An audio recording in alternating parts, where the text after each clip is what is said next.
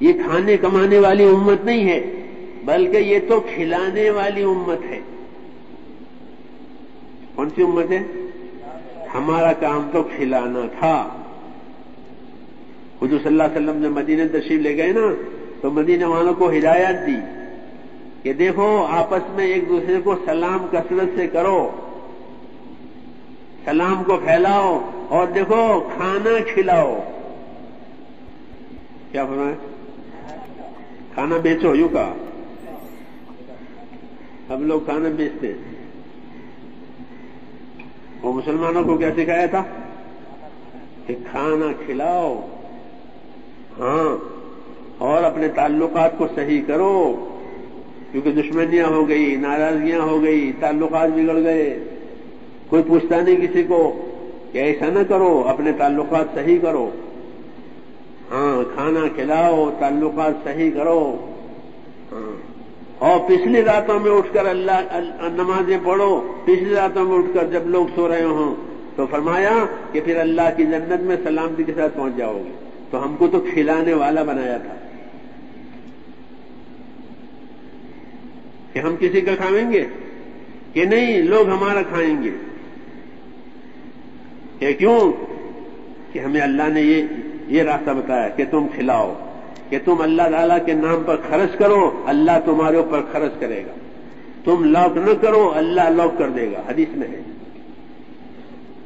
Lock کر کے بیٹھے ہو کہ اللہ تعالیٰ بھی لاک کر دیں گے، اور خرچ کر رہے ہو کہ اللہ تمہیں اور دیں گے۔ انفق ينفق علیک، روزانہ 2 فرشتے دعا مانگتے ہیں سورج جب نکلتا ہے تو۔ ایک فرشتے کی دعا یہ ہوتی ہے کہ اللہ جو تیرے نام کام پر لگائے تو اس پر اور لگا، تو اس کو اور دے۔ اور دوسرا کہتا ہے کہ اللہ جو روک کر کے بیٹھا ہے، اے اللہ اس پر بربادی ڈال دے۔ مسلم شریف کی روایت ہے، روز 2 فرشتوں کی دعا ہوتی ہے، وظیفہ ہے ان کا یہ۔ سورج نکلے اس وقت دعا مانگ رہے ہیں کہ اللہ جو تیرے نام اور کام پر لگانے والے ہیں ان کو اور دے۔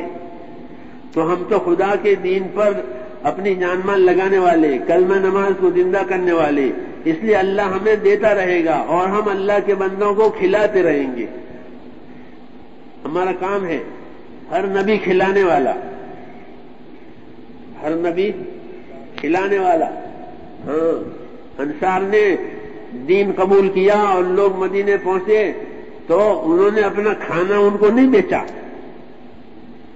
یا ان کے ذریعے سے اپنا کاروبار نہیں بڑھایا، بلکہ حضور مغرب سے پہلے مغرب وقت پوچھتے تھے بھائی یہ مجمع مسجد میں ہے، کون کھلائے گا؟ تو کوئی کہے میرے ساتھ 10 کر دیجئے۔ باہر سے لوگ دین سیکھنے آتے تھے نا، تو کہ ان کو کون کھلائے گا بھائی؟ کہ میرے ساتھ 10 کر دیجئے، میرے ساتھ 5 کر دیجئے۔ سعد بن عبادہ کا ہے میرے ساتھ 80 کر دیجئے۔ ہاں، وہ 80 آدمی کو کھانا کھلانے لے جا رہے ہیں، یہ 5 کو لے جا رہے ہیں، یہ 10 کو لے جا رہے ہیں، حضور صلی اللہ علیہ وسلم اپنے گھر لے جا رہے ہیں۔ ہم تو کھلانے والے، ہم احسان کرنے والے، ہم دعوت دینے والے، یہ ہمارا مزاج۔ اس لیے اللہ پاک نے عزت دی تھی، کیا دیا تھا؟ ہاں، کیونکہ جو لوگ اپنا اور خدا کا معاملہ صحیح کریں گے، اللہ ان کا اور مخلوق کا معاملہ صحیح کریں گے۔ ہاں، تو ہمارا تو کام ہے میرے دوستوں کہ کلمے کی محنت، نماز کی محنت، اس پر جان مال لگانا۔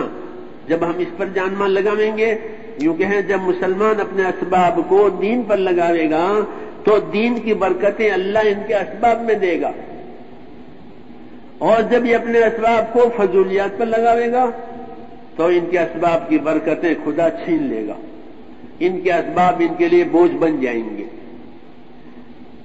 ہاں، برکت چھینی جاتی ہے، اسباب نہیں چھینتا اللہ۔ اللہ زمین نہیں کھینچ لیتا کسی کے ہاتھ میں سے، لیکن زمین کی برکتیں کھینچ لے گا۔ اب زمین بوجھ بنی ہوئی ہے، تجارت نہیں چھینتا اللہ، بلکہ کیا چھین لیتے ہیں؟ برکت چھین لی۔ اب تجارت بوجھ بنی ہوئی ہے، تجارت قرض بنی ہوئی ہے۔ اس طرح ہر شکل کو دیکھ لو۔ ایمان والے کو حق تعالی شانہ دنیا کی برکتیں دیتے ہیں، موت کے بعد بدلہ دیتے ہیں۔ اس کے 2 انعام ہیں۔ کیا ہیں اس کے 2 انعام؟ کہ دنیا میں ان کو برکتیں دیں گے، موت کے بعد بدلہ دیں گے۔ ہاں